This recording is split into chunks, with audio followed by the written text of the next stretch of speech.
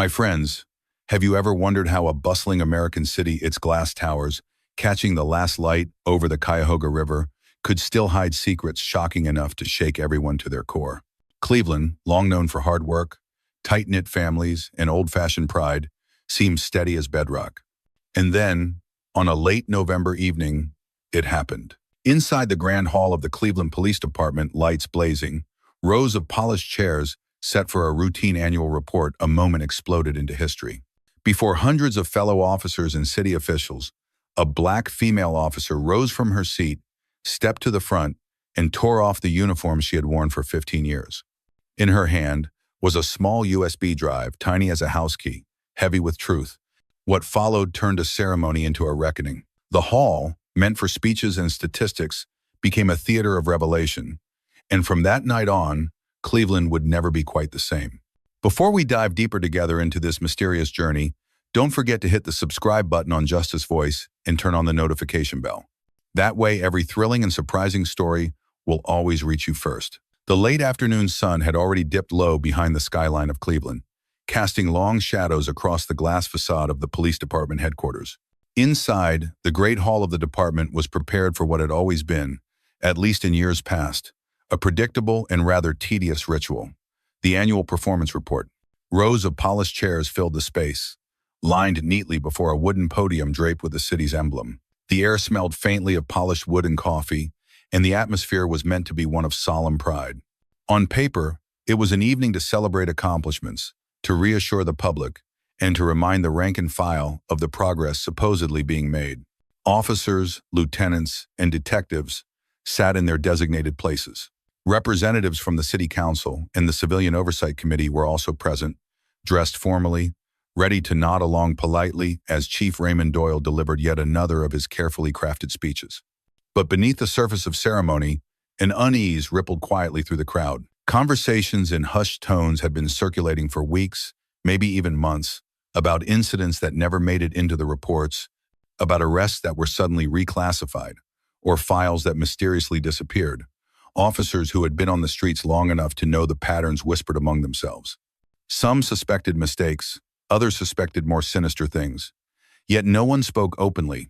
When Doyle finally entered the hall, his presence commanded attention the way it always had. Tall, broad-shouldered, with silver streaks at his temples that gave him an air of authority, he carried himself like a man certain of his power.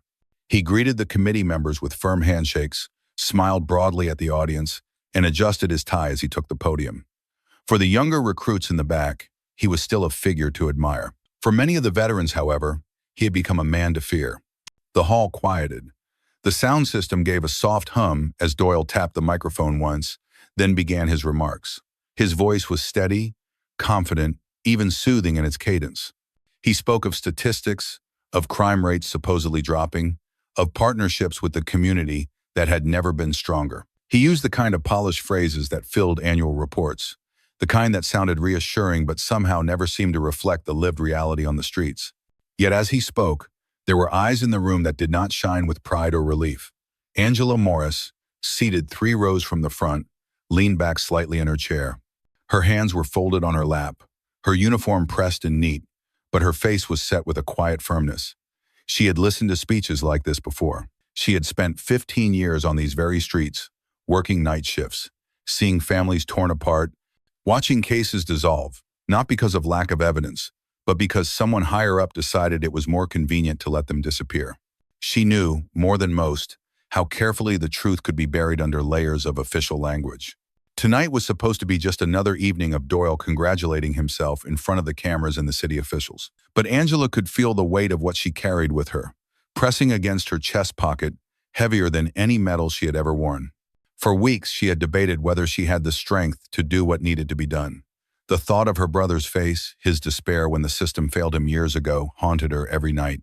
The memory of unanswered questions, of justice denied, lived inside her like a wound that never fully closed.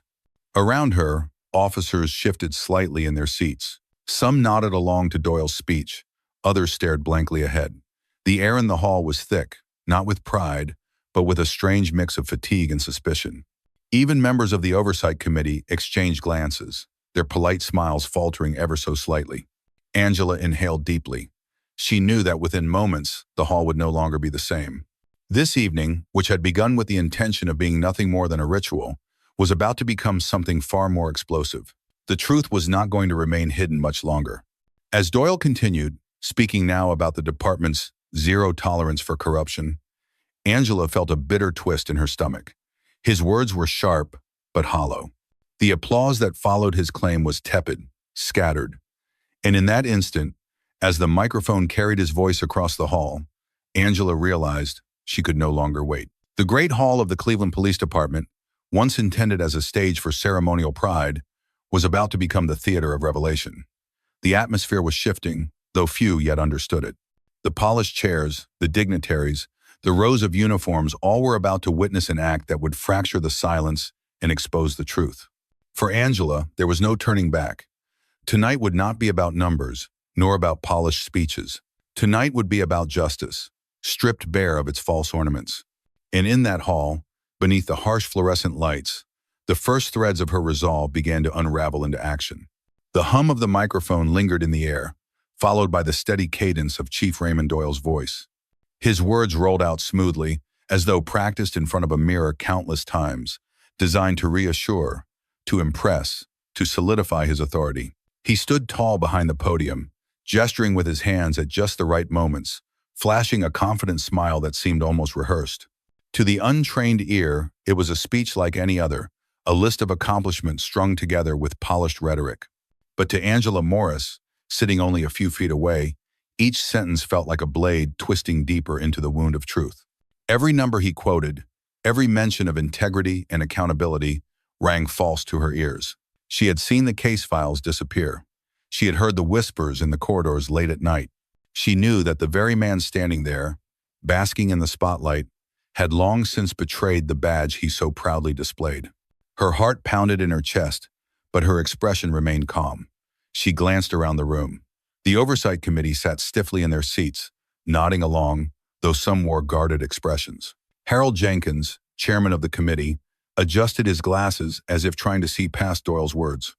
Behind them, younger officers sat with wide eyes, taking notes, eager to impress, unaware of the rot beneath the surface.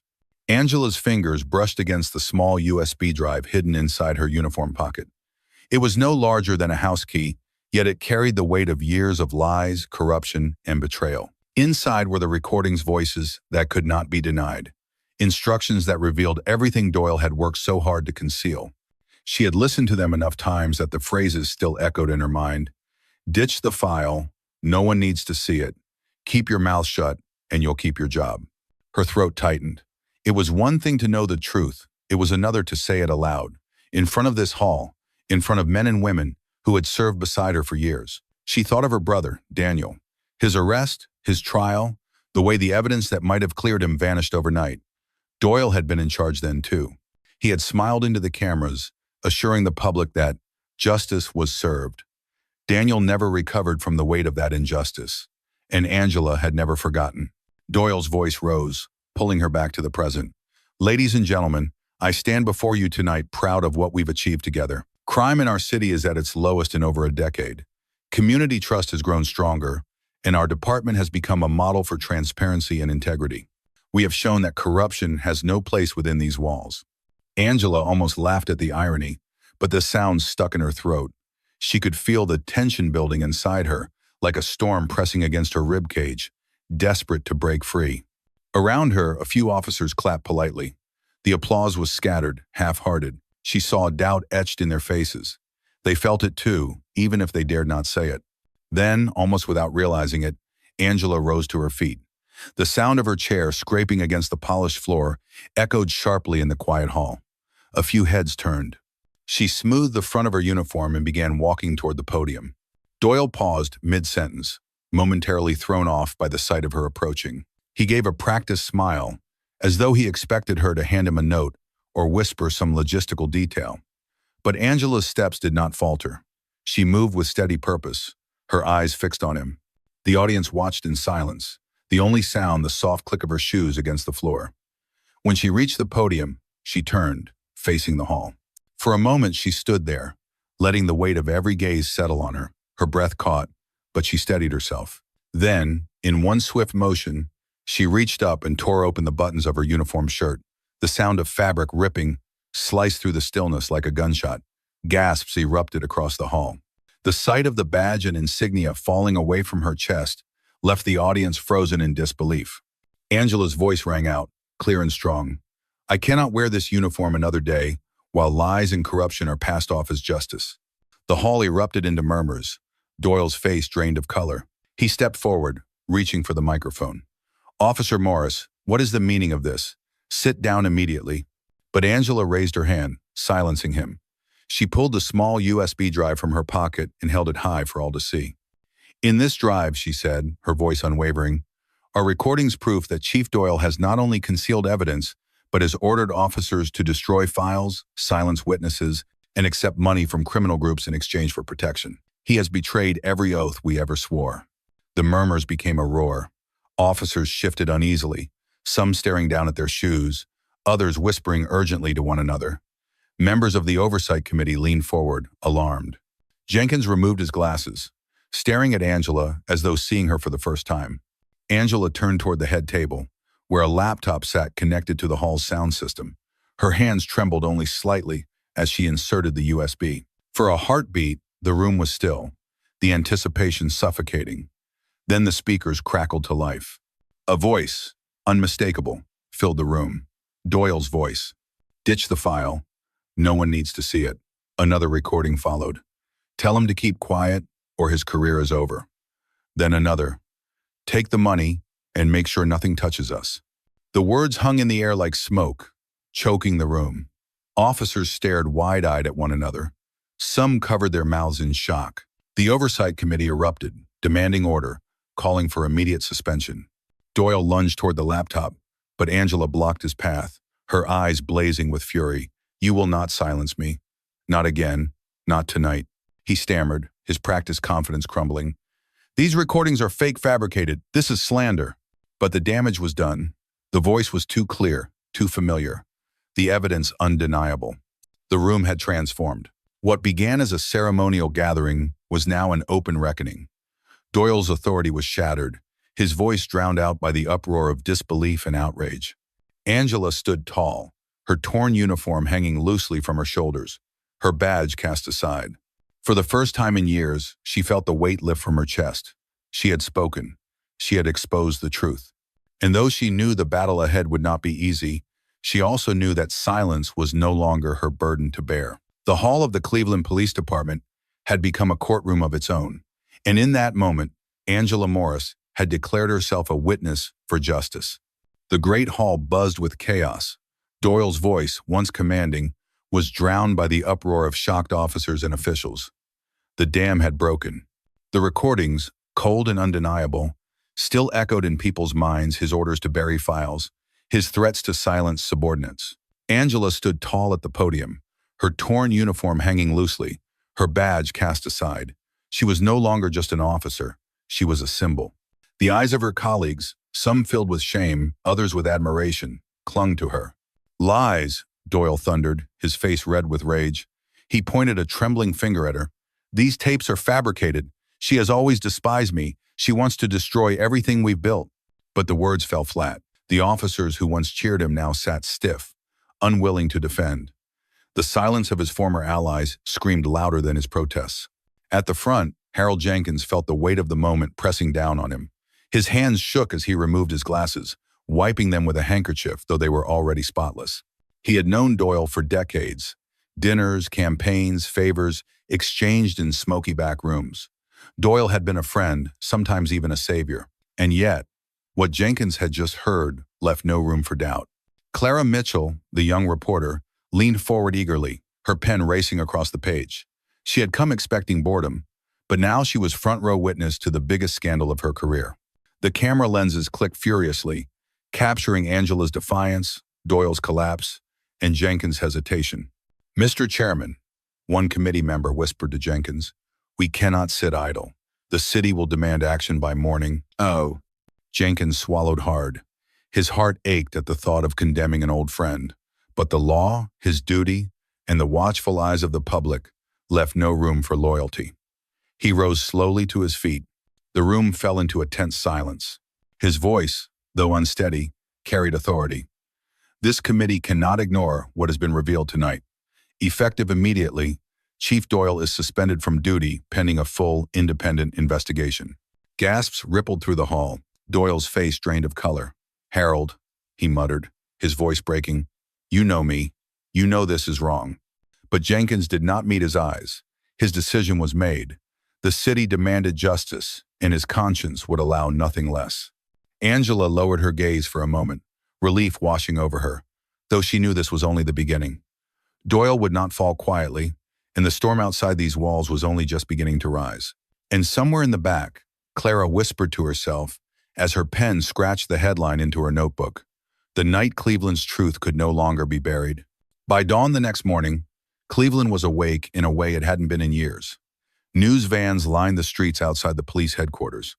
Reporters with microphones and cameras crowded every sidewalk, eager to capture the fallout from the night before. What had begun as a routine department meeting had turned into the scandal of the decade, and the city's hunger for every detail was insatiable. Angela Morris had hardly slept. Her phone had buzzed relentlessly through the night calls from colleagues, journalists, even distant relatives she hadn't spoken to in years. Some messages praised her courage. Others warned her to be careful. A few accused her of betrayal. She read them all in silence, her body exhausted but her mind restless. In the kitchen of her modest apartment, the smell of coffee lingered as she sat across from her mother. The older woman's hands trembled as she poured sugar into her cup. "Angela," she said softly, "you've stirred up a hornet's nest. Do you understand what you've done?" Angela looked down at her hands, still raw from the tension of the night before. "I did what had to be done, Mom. Doyle has been poisoning this department for years. Someone had to stop him." Her mother's eyes filled with tears. "And what about you? Do you think they'll just let you walk away after humiliating a man like that? He has friends, powerful friends." Angela sighed. She knew her mother was right. Already she could feel the weight of invisible eyes on her, watching her every move. She had exposed Doyle, but the battle was far from over. Across town, Doyle sat in his lawyer's office, his jaw tight, his eyes burning with fury. The chief who had once stood proudly at the podium was now a man cornered, stripped of authority, and humiliated in front of his entire city. He slammed his fist on the desk.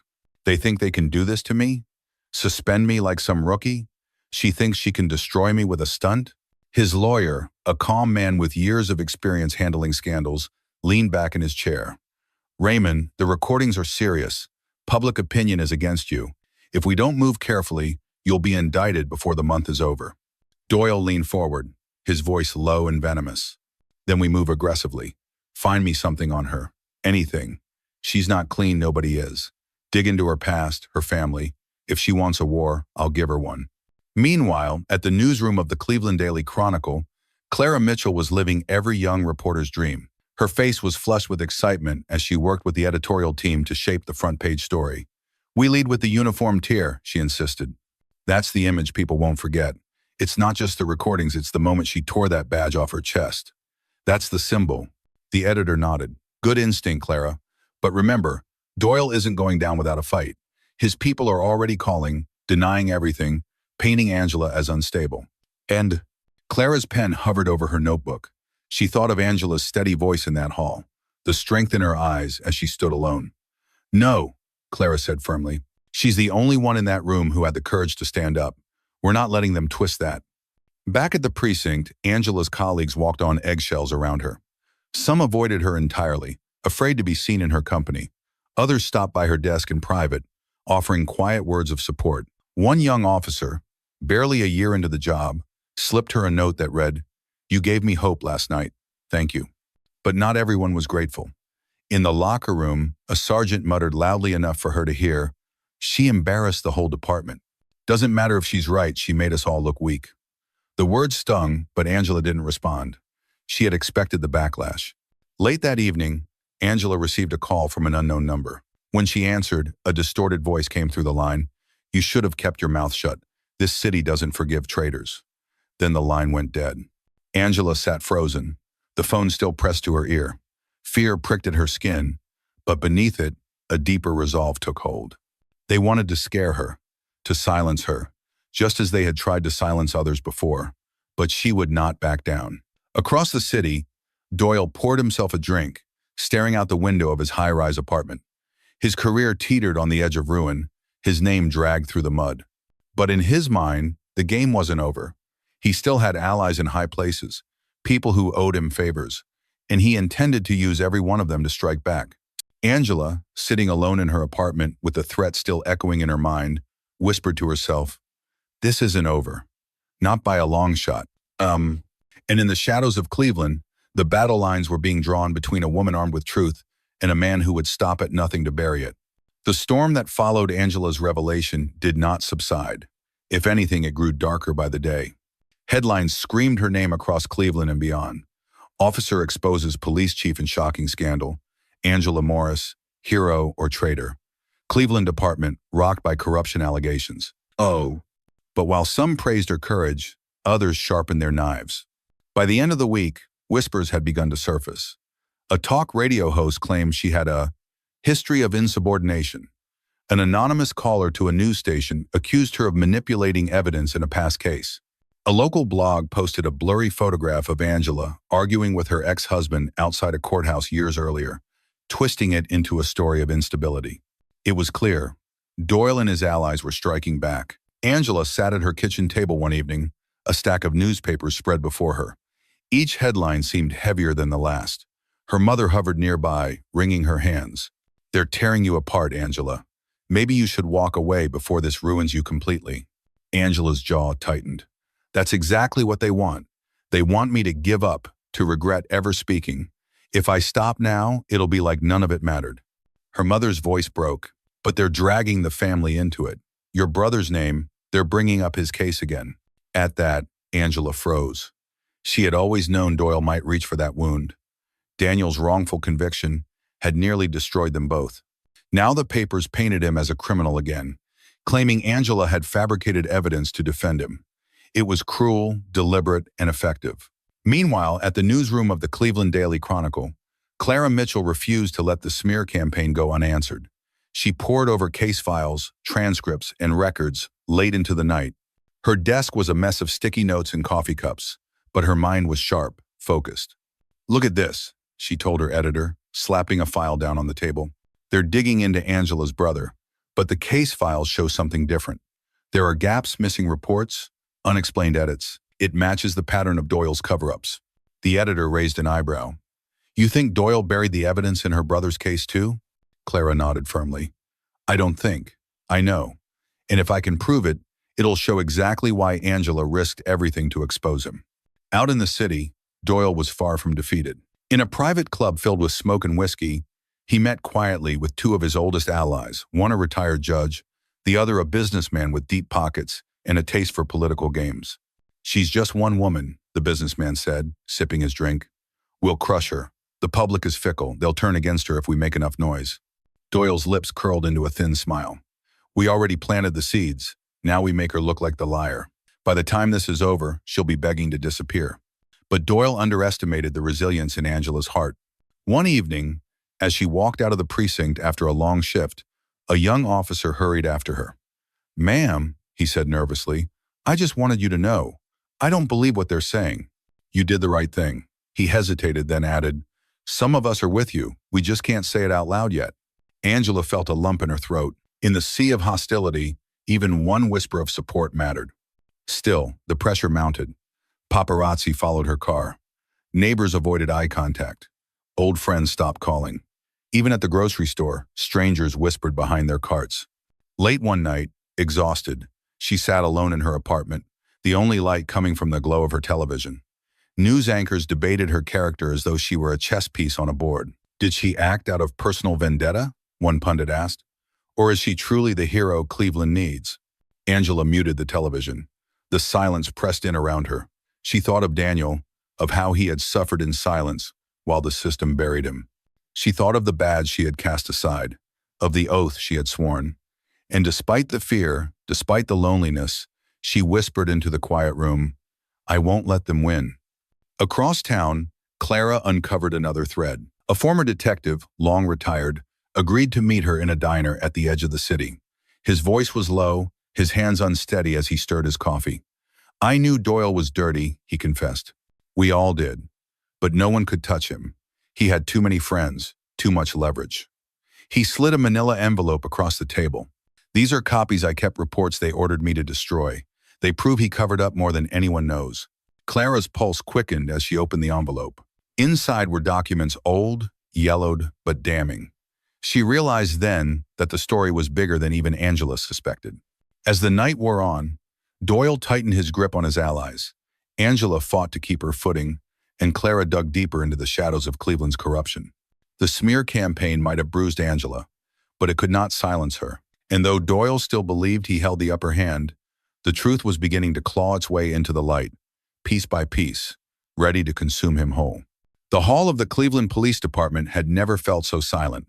Moments earlier, it had been filled with polite applause, the rustle of papers, the occasional cough muffled into a hand. Now, after Angela Morris's voice cut through the air and the first recording spilled from the speakers, it was a tomb. The audio echoed with Doyle's voice, unmistakable, cold, and commanding. Ditch the file. No one needs to see it. A pause, then another clip. Tell him to keep quiet or his career is over. And then the worst of them all. Take the money, make sure nothing touches us. The words hung like smoke, seeping into every corner of the room. Faces drained of color. A few officers covered their mouths in shock. Others shifted uncomfortably in their seats, eyes darting anywhere but toward the podium. Some stared straight at Doyle, disbelief, fighting with recognition. At the head table, Harold Jenkins, chair of the Oversight Committee, slowly removed his glasses and set them on the polished wood. His hands shook slightly. For years, he had shared dinners with Doyle, shaken his hand at fundraisers, praised his leadership in speeches. And yet, the voice on the recording left no room for loyalty. It was Doyle, and the evidence was clear. Reporters' cameras clicked furiously, the flashes slicing through the tense air. Clara Mitchell scribbled in her notebook, her pen racing across the page. She had come expecting routine, maybe a dull quote or two for the city beat. Instead, she was front-row witness to the biggest scandal of her young career. Doyle himself stood frozen at the podium, his confident posture crumbling by the second. He raised a hand as if to wave the accusations away. "This is slander," he barked, his voice louder than he intended. "These recordings are fake, fabricated by people who want to destroy me." But his words fell flat. The audience had already heard too much. The truth was not abstract anymore. It had a voice, a tone, an authority that no denial could erase. Angela stood firm at his side, her torn uniform hanging loosely, her badge lying on the floor like a discarded relic. Her chest heaved, but her eyes never wavered. "You betrayed this city," she said, her voice steady. "You betrayed every oath you ever swore." The room erupted in murmurs, some voices sharp with anger, others hushed with disbelief. Finally, Jenkins rose to his feet. The murmurs quieted. He cleared his throat, his voice unsteady at first but gaining strength as he spoke. "This committee cannot ignore what we've just heard. Effective immediately, Chief Doyle is suspended from duty pending a full independent investigation." Gasps rippled through the hall. Doyle's face drained of color. "Harold," he muttered, his voice breaking, "you know me. You know this is wrong." But Jenkins did not meet his eyes. His decision was made. Reporters surged forward with questions. Officers whispered urgently among themselves. The Oversight Committee members conferred in tight clusters, their polite smiles gone, replaced with grim determination. Clara scribbled her headline in the margin of her notebook. The night Cleveland's truth could no longer be buried. As security approached the podium to guide Doyle away, he lashed out one last time. "You think this is over? You think one stunt makes you a hero?" He glared at Angela, his voice dripping venom. "You'll regret this, I promise you that." Angela met his eyes without flinching. "No," she said quietly. "The only regret I have is that I didn't speak sooner." The great hall buzzed with chaos, but beneath it all, something had shifted. Doyle's authority, once untouchable, was gone. The silence of his former allies screamed louder than his denials. Angela, standing tall amid the wreckage, was no longer just an officer. She was a symbol, the woman who tore away the mask. And though she knew the battle was only beginning, for the first time in years, she felt light, as if the burden she had carried had finally been shared with the city itself. By sunrise the next morning, Cleveland was no longer the same city. News vans lined the street outside police headquarters, their satellite dishes pointed skyward like hungry birds. Anchors in heavy coats shouted into microphones, while cameramen adjusted their angles. Every channel, Every station, every paper, carried the same story. The police chief suspended in disgrace, his own officer ripping off her uniform and exposing him before the world. Clips of Angela Morris's defiant words looped endlessly. Some stations played them raw, her voice steady as she declared the truth. Others overlaid dramatic music, slowing the footage of her tearing her badge from her chest. Overnight, she had become both hero and villain, depending on who was telling the story.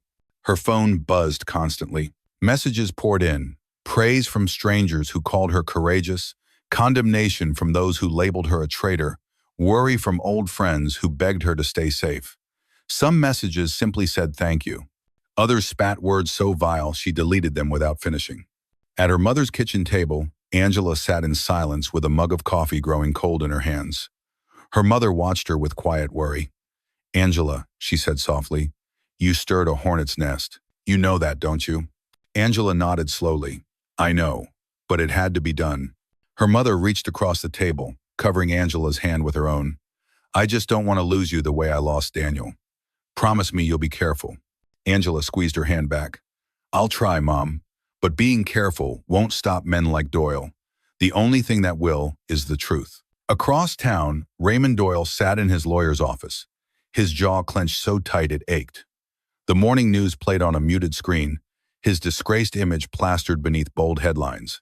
His lawyer, a thin man with sharp glasses, spoke in measured tones. "The evidence is strong, Ray. Those recordings, there's no denying the voice is yours.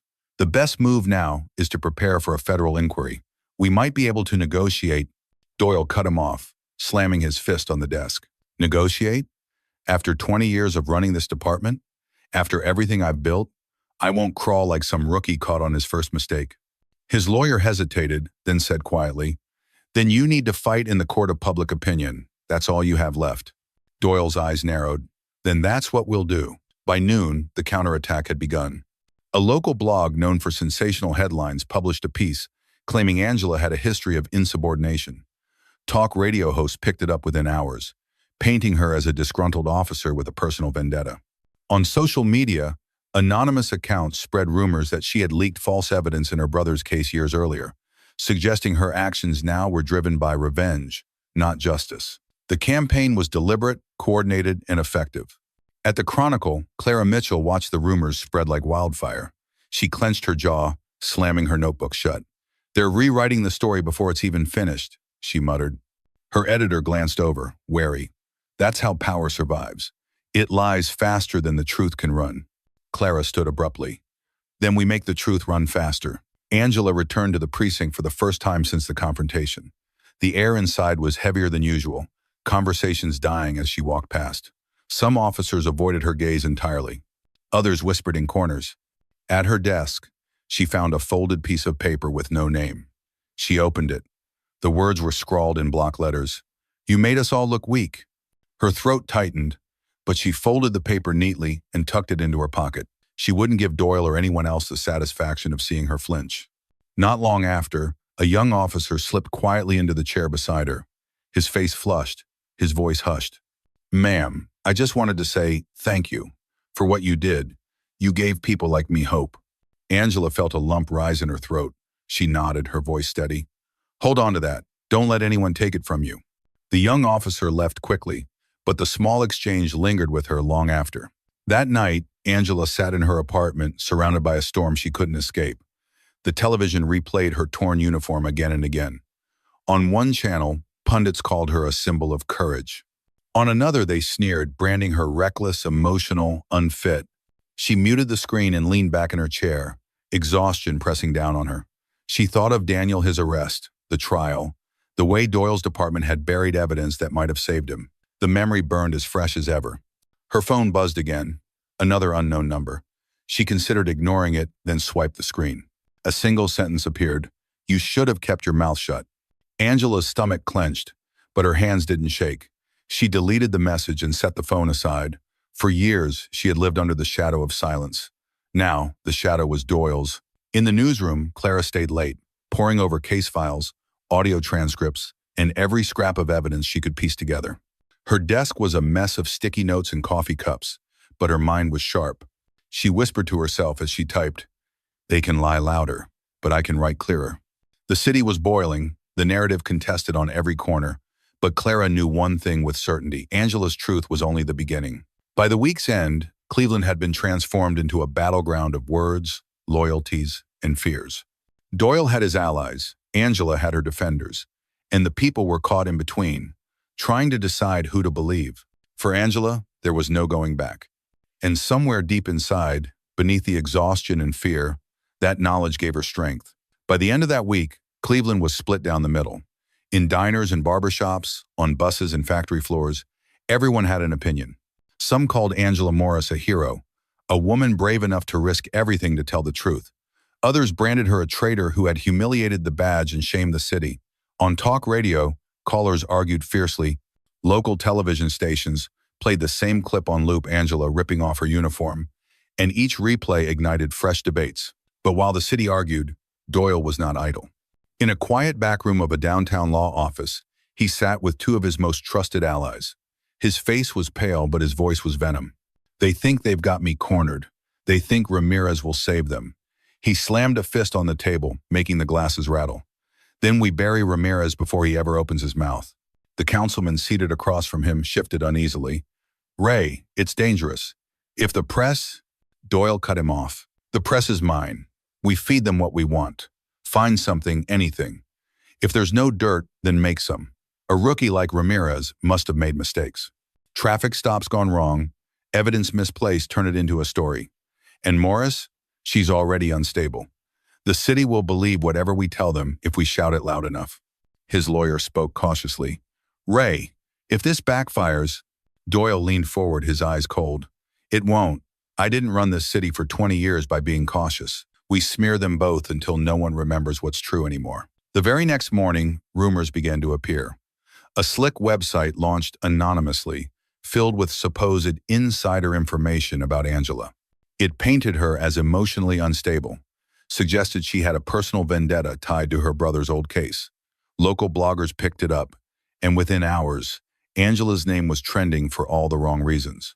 Clara Mitchell sat in the Chronicle newsroom, watching the chaos unfold across her screen. Her stomach knotted as headlines screamed, "Whistleblower or troublemaker? The truth about Angela Morris." "They're poisoning the narrative," she muttered. Across her desk lay the sworn testimony of Officer Ben Ramirez, neat and damning in its simplicity. Doyle had ordered files destroyed, pressured subordinates into silence, and manipulated statistics for years. It was the kind of testimony that could shatter Doyle's defense. But Clara knew the danger. If Doyle discovered Ramirez's involvement too soon, the young officer would be torn apart. She grabbed her phone and called Angela. "We have a problem. They're coming for Ramirez next. We need to keep him safe until this goes public." Angela's voice was heavy with exhaustion, but unyielding. "Then bring him to me. I'll make sure nothing happens to him." That evening, Angela met Ramirez in the shadowed corner of a half-empty parking lot. The young officer's eyes darted nervously. "I don't know if I can do this, ma'am," he said, his voice trembling. "Doyle's people, they're everywhere. They're watching me. If they find out I'm the one..." Angela laid a steady hand on his shoulder. "They already know you're thinking about it, Ben. That's why you can't back down now. You're not alone. Clara and I will stand with you. But we need your courage, too." Ramirez swallowed hard. "I'm not Angela Morris. I don't have your strength." Angela's eyes softened. "You don't need to be me. You just need to tell the truth. That's all." As they spoke, Angela noticed headlights sweeping across the lot. A dark SUV crawled past, its tinted windows hiding whoever sat inside. She tensed, instinctively stepping in front of Ramirez. The SUV idled for a moment before moving on, but the message was clear. Doyle's eyes were never far away. Later that night, in Clara's small apartment, the three of them sat together with cold takeout scattered across the table. Clara spread the documents and notes out like puzzle pieces. "Here's the plan," she said, her voice brisk. "We corroborate everything. Multiple voices, multiple documents. If Ramirez goes public, we make sure he's not standing alone. We'll line up the retired detective, the old files, the Oversight Committee's whispers. When we publish, it won't just be one man's word, it'll be undeniable." Ramirez leaned forward, his fear now mingling with resolve. "If this means Doyle finally answers for what he's done, then I'll do it, whatever it takes." Angela studied the young officer, pride stirring quietly within her. He reminded her of herself, years ago before cynicism, before fear.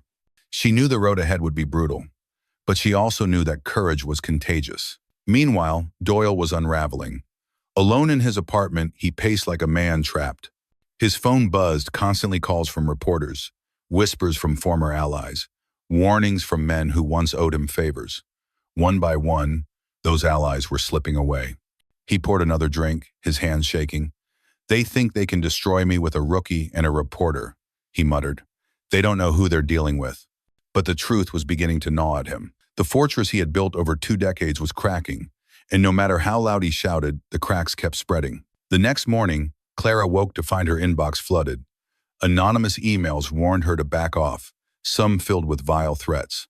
But one message stood out, a photograph of Angela's apartment building, taken from the street at night. In the window, Angela's silhouette was visible. No words, just the image. Clara's breath caught. She forwarded the email to Angela immediately. Minutes later, Angela called. Her voice was steady, but Clara heard the fatigue beneath. "This is what he does. He thinks fear will break us, but it won't. Not this time." That night, Angela returned to her mother's house. The black sedan was there again, parked just down the street, its engine silent. She checked the locks twice, then sat by the window, baseball bat across her lap. Her mother hovered nearby, her face lined with worry. "Angela," she whispered, "is this worth it? Every night I wonder if they'll come through that door. Maybe it's better to let it go." Angela turned to her, her voice firm. "Mom, I can't let it go. Not after Daniel.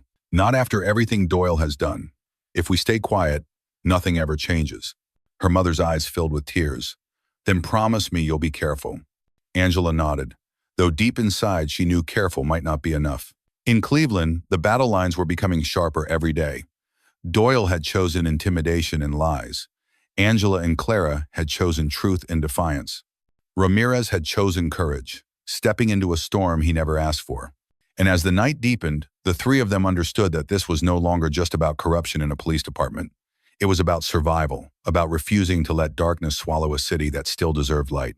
Ben Ramirez had grown used to the feeling of being watched, but now it was suffocating. At first, it had been cars idling too long on his street, shadows in the corner of his eye at the grocery store. But by midweek, the surveillance wasn't subtle anymore. A black SUV sat 2 blocks from his apartment every night. Sometimes 2 men stood near it, pretending to smoke, their eyes fixed on his door. Late one evening, as he fumbled with his keys, a voice called out from the shadows, "Careful, Ramirez. You've got a bright future. Don't throw it away." Ben spun around, but the street was empty except for a car disappearing down the block, its taillights fading into the dark. His hands shook as he closed the door behind him. He didn't need to ask who it was from. Doyle's message was clear. "We're watching. We can end you whenever we want." Across town, Clara Mitchell was drowning in files when the doorbell rang. It was nearly midnight. She froze, staring at the clock, then moved to the peephole. No one. Just a plain envelope on the floor. Her pulse quickened as she bent down to pick it up. Inside was a single photograph. Her parents' house, taken from across the street. On the back, scrawled in thick black ink, "Stop digging, or they'll pay the price." Her stomach dropped. For a moment, fear nearly buckled her knees. But then anger burned it away. She grabbed her phone and called Angela. "They're not just after you anymore," Clara said, her voice shaking. "They're coming for me too." Angela's voice was calm but firm. "That means we're close, Clara. They're scared. But listen, you can't walk anywhere alone from now on. Promise me." Clara's silence was answer enough. Angela herself was stretched thin. Between helping Clara gather evidence, supporting Ben, and guarding her mother, she felt like a soldier fighting on 3 fronts. Every night, she sat awake by her mother's window, baseball bat across her lap, eyes trained on the street where the black sedan always appeared. Her mother's patience was wearing thin. One night, she confronted Angela in the kitchen. "Angela, you can't keep doing this. You're burning yourself out. You barely sleep. You barely eat. And Doyle, he's dangerous. What if he decides to hurt you? What if he decides to hurt me?" Angela's hands tightened around her coffee mug. She stared at the steam rising, unable to meet her mother's eyes. "Mom, if I back down, he wins. He'll keep burying lives just like he buried Daniel. I can't let that happen, not again." Her mother's voice softened, breaking with emotion. "Angela, you're still my child. Don't carry the whole world on your shoulders." "Oh." The words cut deeper than Angela expected. For the first time, she wondered if her fight for justice might cost her the very family she was trying to protect. Meanwhile, Doyle was unraveling in his downtown apartment. His lawyer advised silence, telling him to ride out the storm, but Doyle's pride couldn't bear it.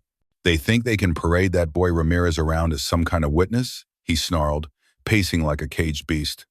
He's nothing. I'll crush him before he ever opens his mouth. He poured another drink, muttering, and as for Morris, she'll break. Everyone breaks. Then he picked up the phone, dialing a number he hadn't used in years. His voice dropped to a cold whisper. Send a message.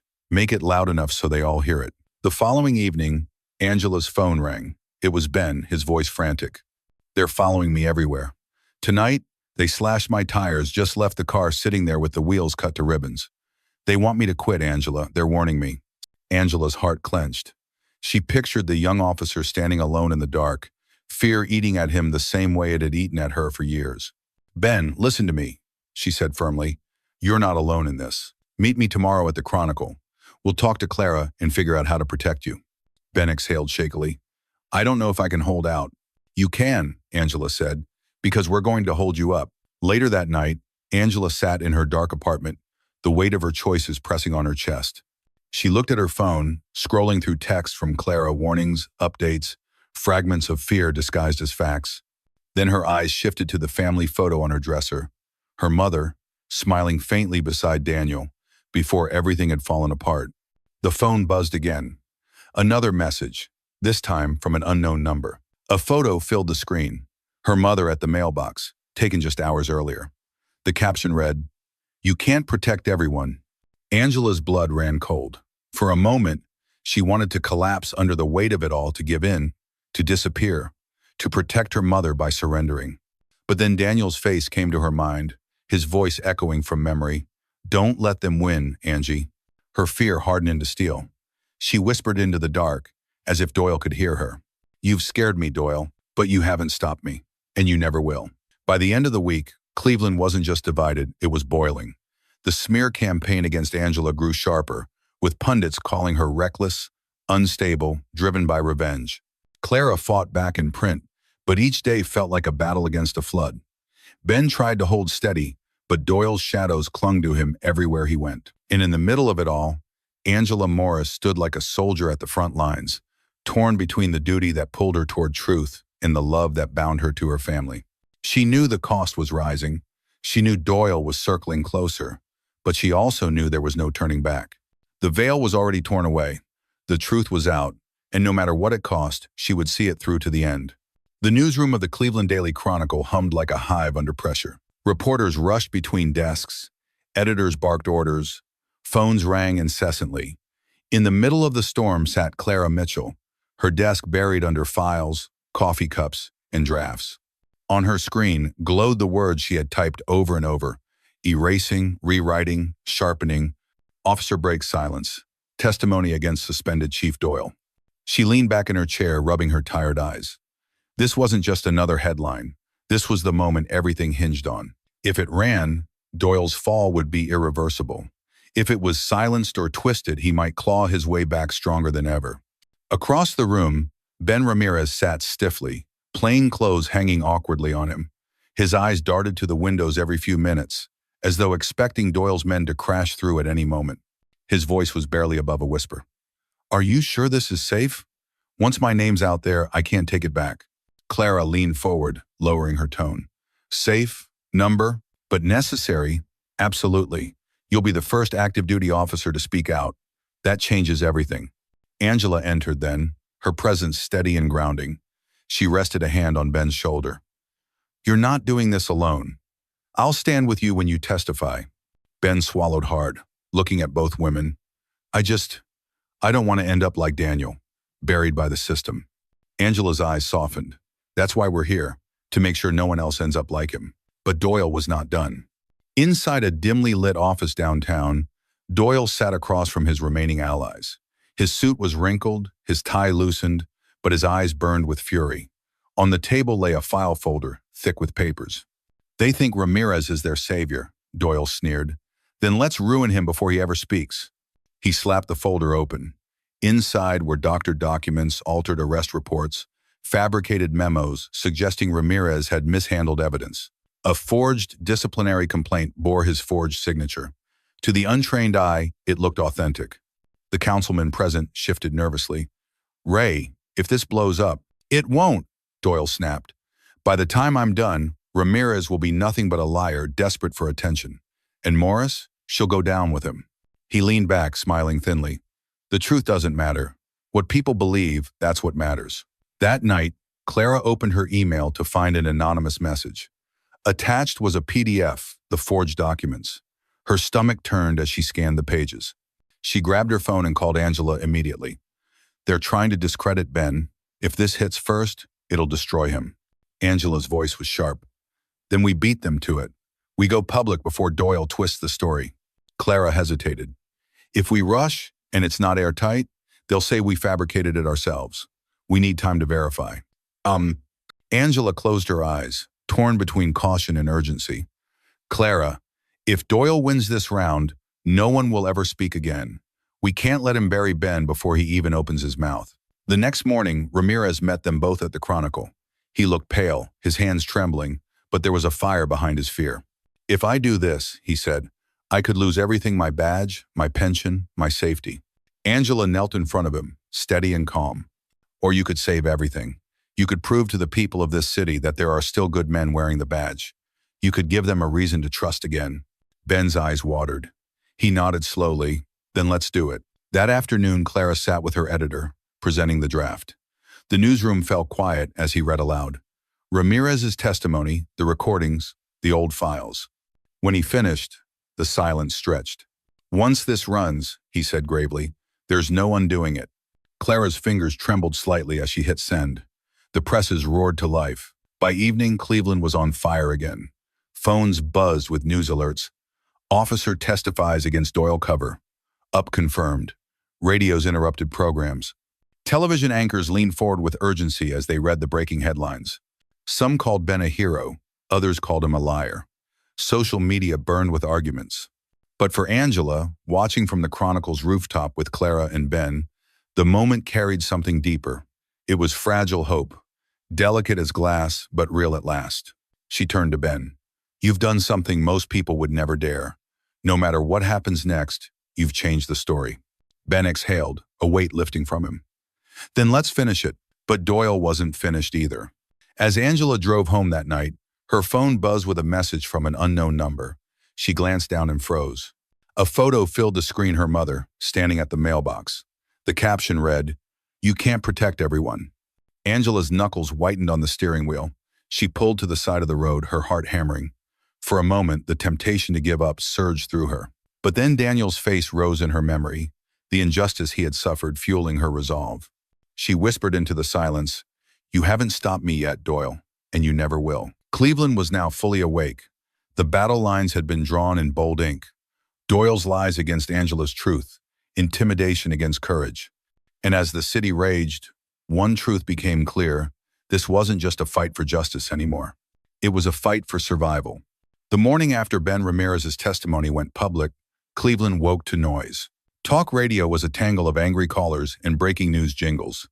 Breakfast diners played local television on small screens above the coffee pots. Neighbors who barely nodded at each other most days now argued on porches about truth, loyalty, and what a badge ought to mean. Some called Ben a hero for speaking up. Others spat the word traitor like it tasted of metal. Behind the noise, Doyle's people moved quickly and without shame. Benign. A new video had appeared online, slickly edited and stamped with the watermark of a nameless watchdog channel. The footage spliced together moments from different traffic stops: a hand here, a raised voice there, stitched into a false story that painted Ben as reckless as a man who played loose with evidence. The narration was smooth, the claims specific enough to feel real to viewers who didn't know police paperwork from propaganda. Within hours, it had 100,000 views and more comments than anyone could read. At the Chronicle, Clara Mitchell watched the clip in grim silence, then played it again with audio off, searching for the seams. "Jump cuts here and here," she said, pointing. "Background light changes. This is a Frankenstein." She shoved back from her desk and stood, restless. "It won't matter. People believe what they can see, especially if it confirms what they already want to feel." And Angela stood by the window with her arms folded, a line of worry between her brows. Then we show them something truer, she said. We match every second of that video to the original incident reports. We find the body cam logs. We find the officers who were actually there. We give the public something solid to hold. Ben sat on the corner of the desk, staring at his hands. What if it doesn't matter? He asked quietly. What if I'm already ruined? Angela turned to him, her voice firm but kind. Don't give Doyle what he wants. He's trying to wear you down so you'll take yourself off the board. You stood up. That matters more than you know. Before noon, Clara had a whiteboard covered in dates, case numbers, and names. She called union reps, retired sergeants, a clerk in records who owed her a favor. She chased body cam IDs and timestamps and wrestled 2 stubborn databases until they finally coughed up the footage she needed. An editor drifted by with a worried face. Clara waved him off. Give me the afternoon, she said. I'll give you a map straight through the lie. That evening, the lie came to their doorstep. Angela had just parked at her mother's small house on a quiet street in Old Brooklyn when a brick crashed through the front porch window. Glass fell like rain. Her mother screamed from inside. Angela ran, her boots scraping wood, and pulled her mother away from the pain. A van fishtailed at the end of the block and tore off into the dark. On the porch, amid the glass, someone had left a message scrawled in red spray paint. Next time, it's you. Her mother clutched Angela's sleeve with white knuckles. Enough, she whispered, trembling. Angela, please. He's going to kill you. Angela hugged her, steadying her breathing. That's what he wants you to believe, she said, though her throat felt tight. She swept glass into a pile, taped cardboard over the jagged frame, checked the back door twice, then checked it again. She called the non-emergency line and filed a report that she knew would sit in a queue. She didn't bother dialing any of Doyle's old lieutenants. What were they going to do, arrest the wind? Across town, Clara slid her key into her apartment door and felt the wrong kind of give. It was already unlocked. She pushed it open slowly. Drawers yawned, papers lay in drifts across the floor, and her laptop lay face down with the screen spidered into 1,000 white lines. On the wall above her desk, someone had sprayed 3 words with a cheap black can. Stay quiet, girl. For a long breath she couldn't swallow. Then the fear turned to heat, and the heat to anger so clean it felt like cold. She backed out, shut the door, and called Angela. They were here, she said. They think they can scare me out of telling the truth. You're not staying there, Angela said. Pack a bag and come to my mom's. We'll squeeze in. It's safer together. Clara let out a short, humorless laugh. Safe is a generous word. It's the one we've got, Angela said. Bring the hard drives. By midnight, the 3 of them, Angela, Clara, and Ben, sat in the living room with the lights low and the blinds drawn. Angela's mother made tea because that was what she knew to do. She set cups on the coffee table like offerings. Outside, a car idled and then moved on. The house settled. Somewhere in the neighborhood, a dog barked twice and then stopped. They won't stop, Clara said, tracing the rim of her cup with one finger. Not as long as there's breath in Doyle's body or buddies left to spend money on this. Ben's bandaged hand scraped earlier on a door jamb in his rush to get here twitched in his lap. If they come for me, it'll be worse, he said. I'm not stupid. I know how this goes. First, you're a liar, then you're a problem to be solved. Angela looked between them, weighing the fear in the room and the stubbornness too. The closer we get to ending this, the more he will escalate, she said. So we don't wait for the next punch. We put all of it out. Every file, every memo, every audio clip. Not a trickle, a flood. Let the city see the pattern, not just the headlines. Clara nodded. A special section online. Scans, transcripts, cross-links to case numbers. A timeline that shows the cover-ups marching through the years. She glanced toward the kitchen, where Angela's mother rinsed mugs with slow hands. We'll keep names of vulnerable witnesses redacted until the feds call them in. And if Doyle swings harder? Ben asked. Then we hold, Angela said simply. We were raised to finish what we start. And Brent. Down the river near the flats, in a bar that never asked questions so long as the bills were real, Doyle sat in a back booth with 2 men whose loyalties wore price tags. The chief's suit was rumpled, his hair loose from its careful part. His voice, however, was steady as a gavel. The brick didn't move her, he said. The wall paint didn't slow the reporter. Fine. We take the lever they can't hold Ramirez. One of the men rolled his shoulder, bored. You want another warning? No, Doyle said. His eyes had turned to glass. I want certainty. The streets were wet 2 nights later when Ben left the precinct after a late meeting with Internal Affairs. He cut through a narrow service alley toward his car. His breath smoked in the cold. A bottle clinked somewhere in the dark, a sound out of place. Ben's keys were in his fist. He never saw the first swing. A pipe glanced off his shoulder and sent a bolt of fire down his arm. He stumbled, half-turned, and caught the second man by surprise, slamming him into a dumpster with a burst of desperate strength. A punch split Ben's knuckles. He barely felt it. The pipe rose again. Headlights flashed into the alley like a floodlight. A horn blared.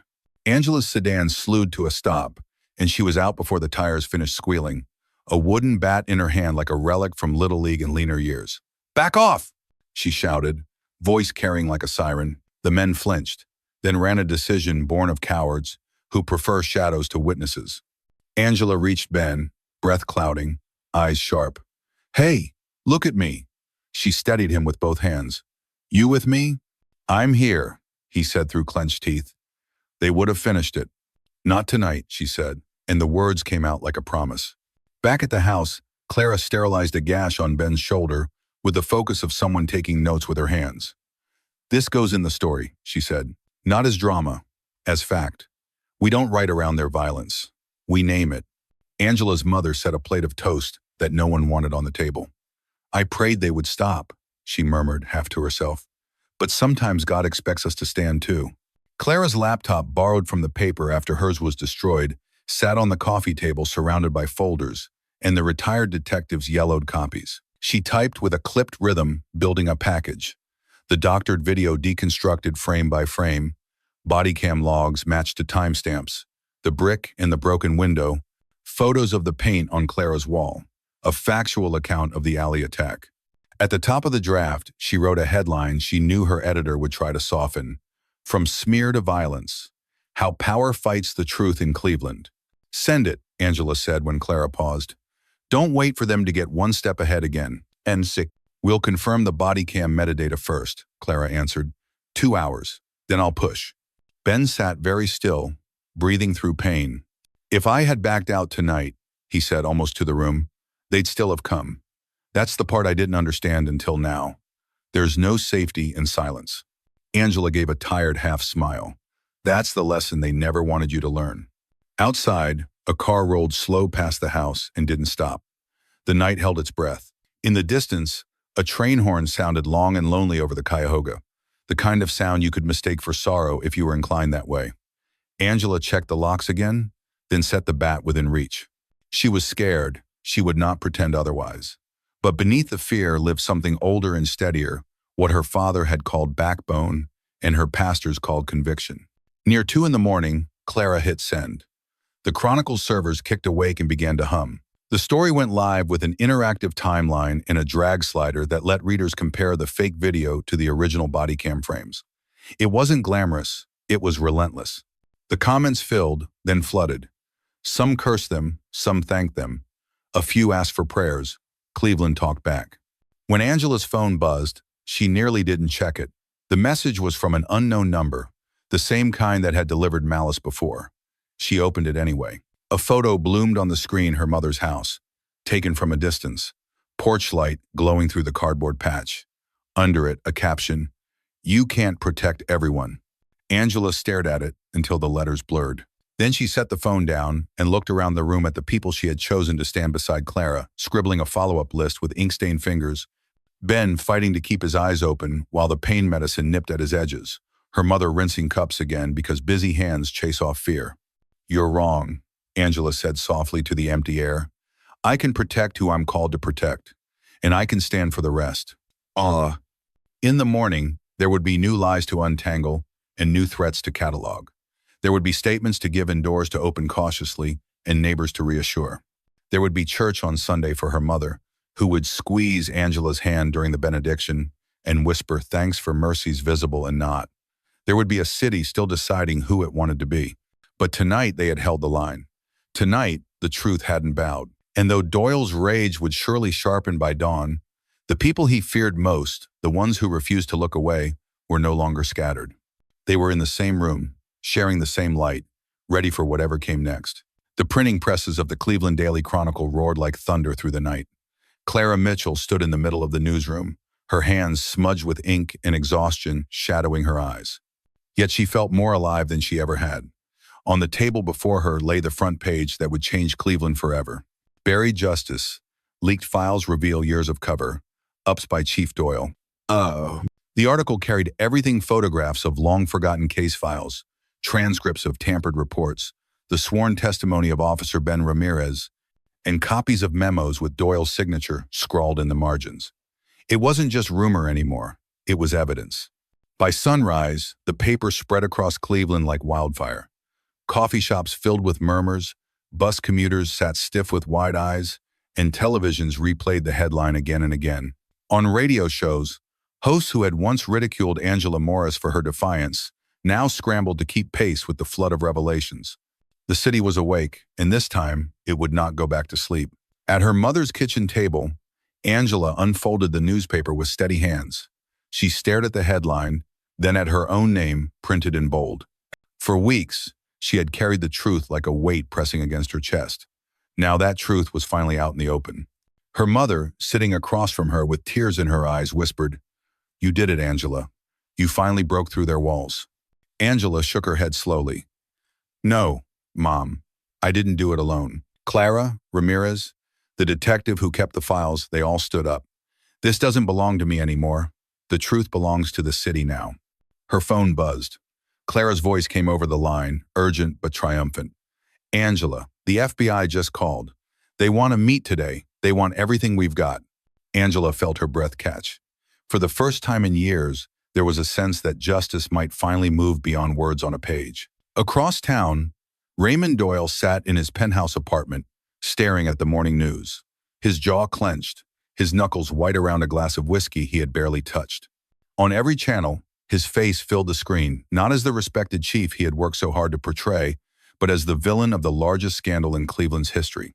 The Chronicle's headline glared back at him from the television, "Corruption at the core." His lawyer, seated stiffly across from him, spoke in a quiet, measured tone. "It's over, Ray. The FBI is moving in. The evidence is overwhelming. The best you can do is negotiate, cooperate, cut a deal, and maybe they'll go easy on you." Doyle's face twisted with fury. "A deal? After everything I built? After everything I gave this city? A number I will not be paraded through the streets like some criminal." He slammed his glass down so hard it shattered. His lawyer flinched but said nothing. Doyle grabbed his coat and stormed out, ignoring the calls that followed him. Pride and rage propelled him forward, but underneath, fear had begun to take root. That afternoon, Angela and Clara sat in a small conference room at the Chronicle, alongside Officer Ramirez. 2 federal agents joined them, laying out folders and recorders.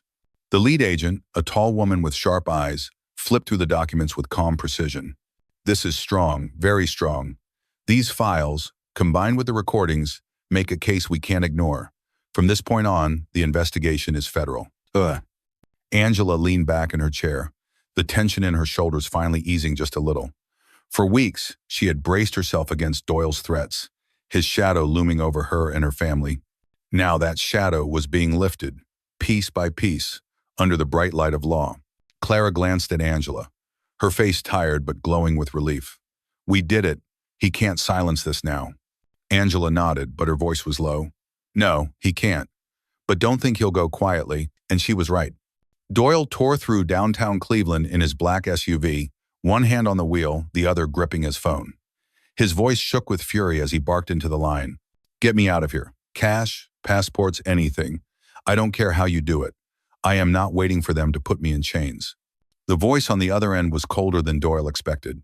"It's too late, Ray. You're radioactive. Nobody wants to touch you now. You're on your own. And free." The words landed heavier than any headline. For years, Doyle had built his empire on fear, on favors, on men who owed him their silence. But now, one by one, they were slipping away. The foundation of his power had crumbled, and the city he once commanded no longer looked at him with respect. It looked at him with disgust. For the first time in decades, Doyle felt truly alone. As the sun dipped behind the Cleveland skyline, sirens wailed in the distance. News anchors spoke breathlessly of the FBI closing in. Doyle's name, once a symbol of strength, had become shorthand for betrayal. Outside the Chronicle, Angela stood with Clara and Ramirez, looking up at the darkening sky. The air felt heavy with everything they had endured, yet lighter too, as if the city itself was beginning to exhale. "This isn't the end," Angela murmured, her gaze steady. "But it's the beginning of something better." Clara smiled faintly, tucking her notebook under her arm. "And it's a story no one will ever forget." The three of them stood together in the cool evening air, not as officer, reporter, and witness, but as allies bound by truth. Somewhere out there, Doyle was still running, but the tide had turned. His power had slipped away, and justice was finally closing in. For Cleveland, the reckoning had only just begun. The night Raymond Doyle was taken into custody, Cleveland did not sleep. News helicopters circled above the city, their searchlights cutting across downtown like restless eyes. Outside the police headquarters, crowds gathered, some jeering, some cheering, all straining for a glimpse of the once powerful man now reduced to a prisoner in handcuffs. For years, Doyle had been the voice of authority, the face of order. Now his head hung low, his wrists bound, his name forever tainted. The flash of cameras lit up his walk to the waiting vehicle, and the sound of shutters was like a drumbeat marking the fall of a king. Angela Morris watched from her mother's living room, the television casting its blue glow over their faces. Her mother gripped her hand tightly, both relief and sorrow etched across her features. "You did this," her mother whispered. "You stood up to him. You gave the truth a voice."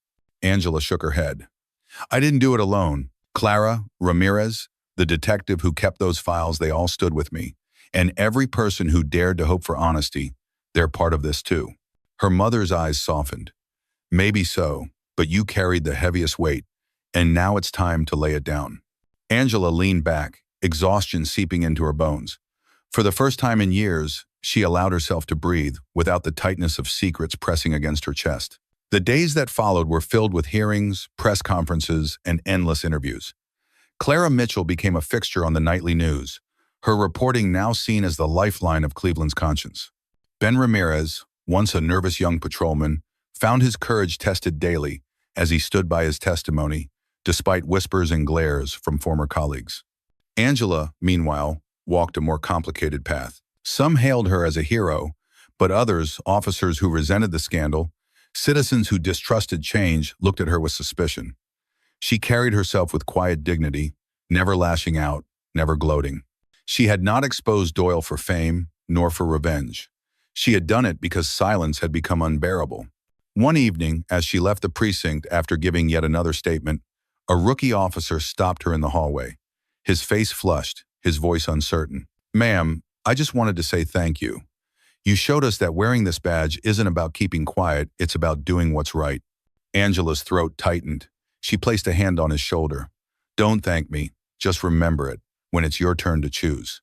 Spring came slowly to Cleveland, but with it came a sense of renewal. Investigations widened, exposing layers of corruption that stretched beyond Doyle. Some officials resigned, others were indicted. The city hurt, but it was a necessary hurt, the kind that comes when an old wound is finally cleaned. Angela spent more time at her mother's house, repairing the small joys they had lost to fear. They sat together on the porch in the evenings, watching neighborhood children play, listening to the faint hum of lawnmowers and radios. For the first time, the silence felt peaceful, not oppressive. Yet Daniel's absence lingered like a shadow. Angela often found herself looking at the empty chair where he once sat, wishing he could see the reckoning that had finally come. In quiet moments, she spoke to him as though he were there. "I hope you know, Danny," she whispered one night, "this was for you too. They buried your truth, but I couldn't let them bury mine." Months later, a community gathering was held in a city park.